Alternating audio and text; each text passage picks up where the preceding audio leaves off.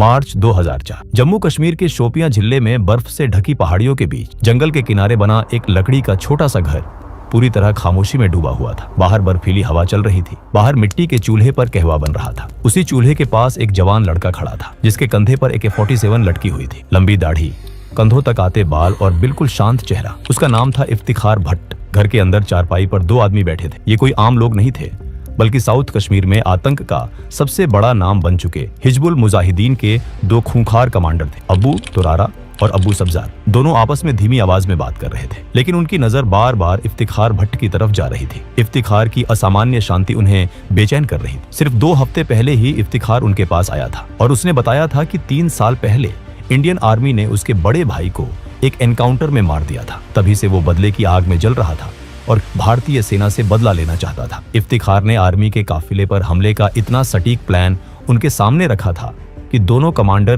पहली नजर में ही प्रभावित हो गए थे। चेकपोस्ट की लोकेशन, गार्ड्स की संख्या, एंट्री और एग्जिट रूट, सब कुछ इतना बारीकी से तैयार था कि किसी को शक करने का मौका नहीं मिला। लेकिन आज मिशन से ठीक पहले अबू तुरारा के मन में अजीब सा संदेह उठ रहा था। उसे इफ्तिखार पर शक हो रहा था। कहवा तैयार हो चुका था। इफ्तिखार ने 3 कप ट्रे में रखे और कमरे में आकर चारपाई के पास ट्रे रख दी। अबू तुरारा और अबू सब्जार ने अपने अपने कप उठा लिए और तीनों चुपचाप कहवा पीने लगे। कुछ मिनट तक कमरे में पूरी खामोशी छाई रही। फिर अचानक अबू तुरारा इफ्तिखार को नाम लेकर बुलाता है और कहता है कि वो आखिरी बार पूछ रहा है। इसके बाद वो सीधे उसकी आंखों में देखकर सवाल करता है, तुम आखिर हो कौन? इफ्तिखार कुछ नहीं बोलता। उसकी चुप्पी अब कमरे को और भारी बना देती है। अबू तुरारा की आवाज और तेज हो जाती है और वो फिर से वही सवाल दोहराता है। इस बार इफ्तिखार धीरे से अपना कप जमीन पर रखता है, खड़ा होता है और कंधे से अपनी राइफल उतार देता है। उसकी आवाज शांत होती है, लेकिन उसमें जरा भी डर नहीं होता। वो कहता है कि अगर उन्हें उस पर जरा सा भी शक है तो वो अभी उसी बंदूक से उसे गोली मार दे। अगर भरोसा नहीं है तो ये ऑपरेशन नहीं हो सकता और उससे बेहतर है कि वो उसे यही मार डाले। अबू तुरारा AK-47 इफ्तिखार पर तान देता है। कुछ सेकंड तक कमरे में कोई कुछ नहीं बोलता। अबू सब्जार अबू तुरारा की तरफ देखता है और दोनों की आंखें मिलती हैं। तुरारा हल्के से सिर हिला देता है। इसके बाद अबू सब्जार अपनी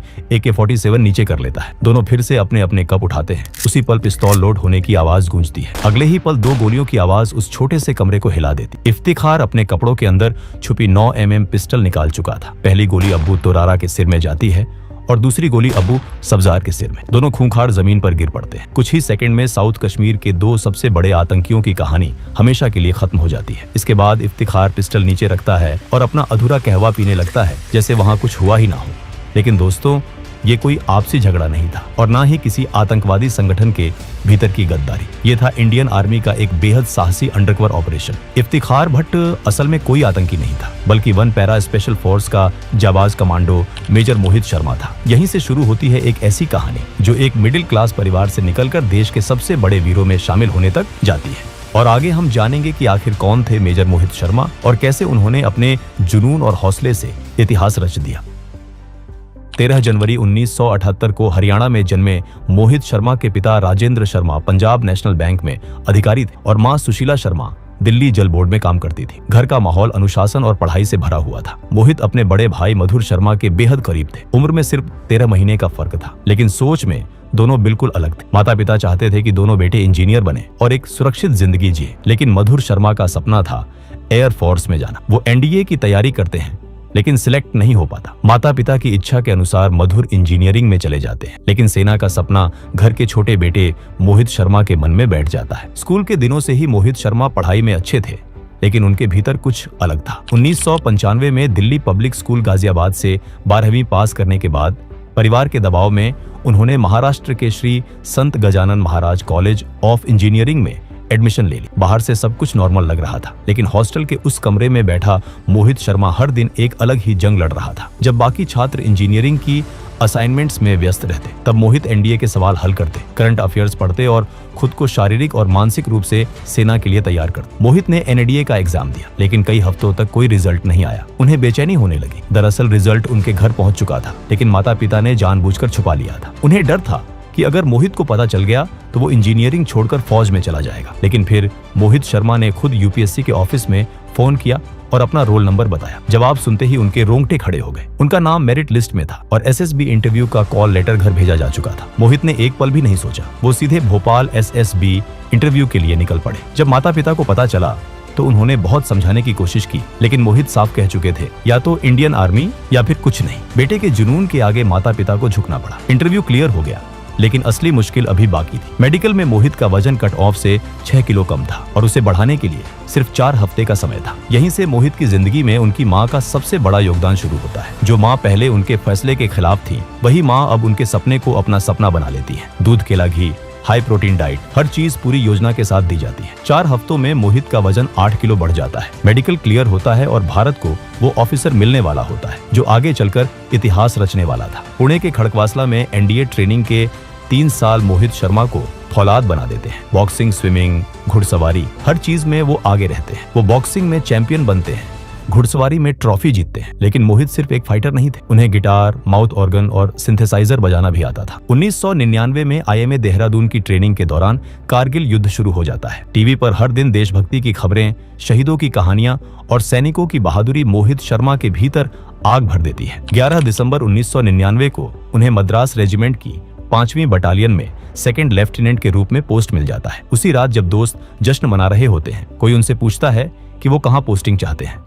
मोहित बिना सोचे जवाब देते हैं, वहां जहां असली लड़ाई हो, जहां आतंकियों से आमना सामना हो। 2000 में उनकी पोस्टिंग जम्मू कश्मीर के पुंछ राजौरी सेक्टर में 38 राष्ट्रीय राइफल्स के साथ होती है। यहीं पहली बार उन्हें पैरा एसएफ के कमांडोज के साथ काम करने का मौका मिलता है। उनकी बहादुरी, उनका जज्बा और उनका तरीका मोहित को अंदर तक हिला गया। तभी उन्होंने ठान लिया कि एक दिन वो भी पैरा एसएफ का हिस्सा बनेंगे। काउंटर इंसर्जेंसी ऑपरेशन के दौरान मोहित शर्मा ने जिस साहस और समझदारी के साथ काम किया, उसने उनके सीनियर अधिकारियों को भी प्रभावित कर दिया। उनकी बहादुरी और नेतृत्व क्षमता के लिए साल 2002 में उन्हें chief of army staff commendation medal से सम्मानित किया गया। जून 2003 में उन्होंने पैरा फोर्सेस के बेहद कठिन और थकाने वाले सिलेक्शन प्रोसेस को सफलतापूर्वक पार कर लिया और 1 पैरा स्पेशल फोर्सेस का हिस्सा बन गए। उनके बेहतरीन प्रदर्शन को देखते हुए दिसंबर 2003 में उन्हें कैप्टन के पद पर प्रमोट कर दिया गया। इसी समय कश्मीर घाटी में हालात तेजी से बिगड़ रहे थे। आतंकवाद एक भयानक रूप ले चुका था। हिजबुल मुजाहिदीन जैसे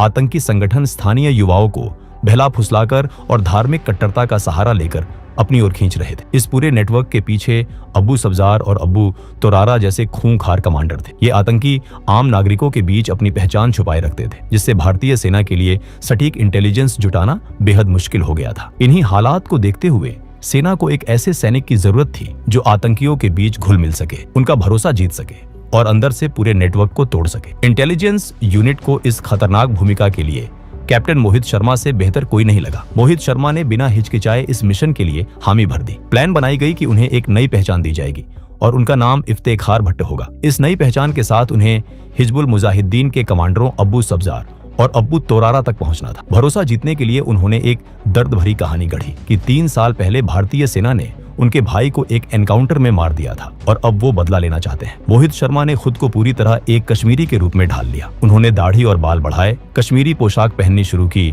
डोगरी और उर्दू सीखी, कुरान की आयतें याद की और नियमित रूप से मस्जिद जाने लगे। इफ्तेखार भट्ट बनकर वो कश्मीर की गलियों में घूमते, स्थानीय लोगों से बातचीत करते और अपने भाई की मौत का दर्द शेयर करते। करीब 2 महीने तक वो शोपियां और आसपास के गांवों में एक आम कश्मीरी की तरह रहे। धीरे धीरे वो हिजबुल के लोगों की नजर में आ गए। उन्हें लगा कि इफ्तेखार के अंदर भारतीय सेना के लिए जो नफरत है वो उनके मकसद के लिए बेहद उपयोगी हो सकती है। आखिरकार मार्च 2004 में इफ्तेखार भट्ट उर्फ कैप्टन मोहित शर्मा की मुलाकात अब्बू सब्जार और अब्बू तोरारा से करवाई गई। उन्होंने वही कहानी दोहराई और एक आर्मी चेक पोस्ट पर हमले का प्लान दिखाई, जिसमें पेट्रोल मूवमेंट और गुप्त पहाड़ी रास्तों के नक्शे भी शामिल थे। उनकी तैयारी और आत्मविश्वास ने आतंकियों को पूरी तरह यकीन दिला दिया। उन्हें लगा कि ये लड़का उनके लिए एक बड़ा हथियार बन सकता है। वो दोनों आतंकी मोहित शर्मा को अपने सबसे सुरक्षित ठिकाने पर ले जाते हैं। ये वही जगह थी जहां से बैठकर वो भारत के खिलाफ बड़ी साजिशें रचते थे। अगले 2 हफ्तों तक मोहित शर्मा उन्हीं आतंकियों के साथ रहते हैं। इस दौरान आतंकी उन्हें ट्रेनिंग देते हैं, हथियारों के इस्तेमाल के तरीके समझाते हैं और अपने मूवमेंट, सप्लाई रूट्स और सुरक्षित ठिकानों की जानकारी भी शेयर करते हैं। आखिरकार वो दिन भी आ जाता है जब उसी हाइडआउट में भारतीय सेना पर हमले की पूरी प्लान तैयार हो जाती है। हैरानी की बात यह थी कि इस हमले का मास्टरमाइंड इफ्तेखार उर्फ मोहित शर्मा को ही बनाया गया। उसी रात ग्रेनेड की एक कंसाइनमेंट आने वाली थी। अगली सुबह 3 और आतंकी वहां पहुंचने वाले थे और फिर दोपहर तक सेना की टुकड़ी पर हमला होना था। लेकिन इसी बीच अब्बू तोरारा के मन में इफ्तिखार को लेकर हल्का सा शक पैदा होने लगता है। सब्जार से कहता है कि उसे कुछ गड़बड़ लग रही है, क्योंकि इफ्तिखार के बारे में उनके पास उसकी कहानी के अलावा कुछ और नहीं है। तभी इफ्तिखार भट्ट बने मोहित शर्मा 3 ग्लास कहवा लेकर कमरे में आते हैं। वो दोनों को कहवा देते हैं और खुद घाट के किनारे बैठ जाते हैं। तीनों के पास AK-47 राइफलें थी। फिर अचानक तोरारा सख्त आवाज में पूछता है कि सच बताओ, तुम आखिर है कौन? ये सुनकर मोहित धीरे से अपना ग्लास नीचे रखते हैं। वो खड़े होते हैं, कंधे से अपनी राइफल उतार देते हैं और कहते हैं कि अगर भरोसा नहीं है तो अभी गोली मार दो। अबू तोरारा AK-47 इफ्तिखार पर तान देता है। अबू सब्जार अबू तोरारा की तरफ देखता है और दोनों की आंखें मिलती हैं। तोरारा हल्के से सिर हिला देता है। इसके बाद अबू सब्जार अपनी AK-47 नीचे कर लेता है, लेकिन मोहित समझ चुके थे कि अब एक पल की भी देरी जानलेवा हो सकती है। उसी क्षण वो अपने कपड़ों के अंदर छिपी 9mm पिस्तौल निकालते हैं और पलक झपकते ही दोनों आतंकियों को सिर में गोली मार देते हैं। इसके बाद मोहित शर्मा बैठ जाते हैं और बचा हुआ कहवा ऐसे पीते हैं जैसे वहां कुछ हुआ ही ना हो। जिस मिशन के लिए उन्होंने महीनों मेहनत की थी वो सफल हो चुका था। उन्होंने न सिर्फ हिजबुल मुजाहिदीन के 2 सबसे बड़े कमांडरों को खत्म किया था, बल्कि उनकी अहम जानकारियां भी भारतीय सेना तक पहुंचा दी थी, जिससे संगठन की कमर टूट गई। अगली सुबह इफ्तिखार भट्ट फिर से मेजर मोहित शर्मा बन चुके थे। वो बेस कैंप लौटते हैं। 2004 में इसी अद्भुत साहस के लिए उन्हें सेना मेडल से सम्मानित किया गया। नवंबर 2004 में उनकी शादी ऋषिमा शर्मा से हुई। दिसंबर 2005 में उन्हें मेजर के पद पर प्रमोट किया गया और अक्टूबर 2008 में हालात बिगड़ने पर उन्हें फिर कश्मीर बुला लिया गया, जहां अगले कई महीनों तक वो बर्फीले पहाड़ों में आतंकियों की तलाश में जुटे रहे। 20 मार्च 2009 की शाम कुपवाड़ा में अपने बेस पर मौजूद मेजर मोहित शर्मा अपनी टीम के साथ अगले ऑपरेशन की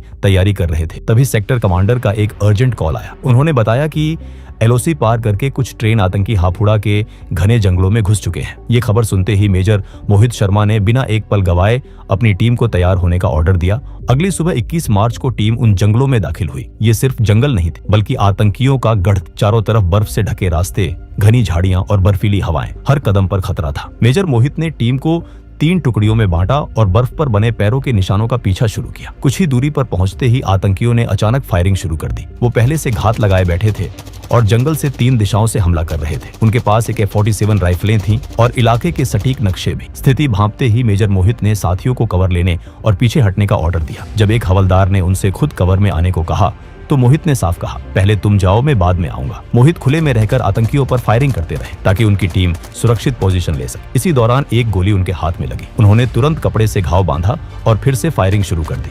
थोड़ी देर बाद लांस नायक सुभाष MGL से फायरिंग कर रहे थे, तभी वो भी घायल हो गए। हालात को देखते हुए मेजर मोहित खुद आ गया है और MGL संभालकर आतंकियों पर ताबड़तोड़ फायर किया। 4 आतंकी वहीं ढेर हो गए। जब मेजर मोहित अपनी टीम की ओर लौट रहे थे, तभी एक और गोली उनके सीने के बाएं हिस्से में लगी, जहां बुलेट प्रूफ जैकेट का कवर नहीं था। खून बहने लगा, लेकिन उन्होंने साथियों से कहा, कुछ नहीं हुआ है, फायरिंग जारी रखो, हम स्पेशल फोर्स में इसी काम के लिए हैं। गंभीर रूप से घायल होने के बावजूद वो पेड़ का सहारा लेकर लगातार फायर करते रहे और अपने साथियों को दुश्मन की सीधी मार से बचाते रहे। ऊंचाई पर मौजूद तीसरी टुकड़ी भी फायरिंग में शामिल हो चुकी थी। मेजर मोहित रेडियो पर बार बार कहते रहे, फायरिंग रुकनी नहीं चाहिए। धीरे धीरे उनकी आवाज कमजोर पड़ती गई। ज्यादा खून बहने से शरीर जवाब देने लगा, लेकिन आंखें आखिरी दम तक खुली रही। बेस कैंप को जब संदेश मिला कि मेजर मोहित घायल हैं और हिल नहीं पा रहे, तो किसी को यकीन नहीं हुआ। घने जंगलों में लड़ते हुए मेजर मोहित शर्मा मात्र 31 साल की उम्र में वीरगति को प्राप्त हो चुके थे। ये ऑपरेशन 5 दिन तक चला। इस दौरान 8 भारतीय जवान शहीद हुए, लेकिन उनसे पहले 17 आतंकियों को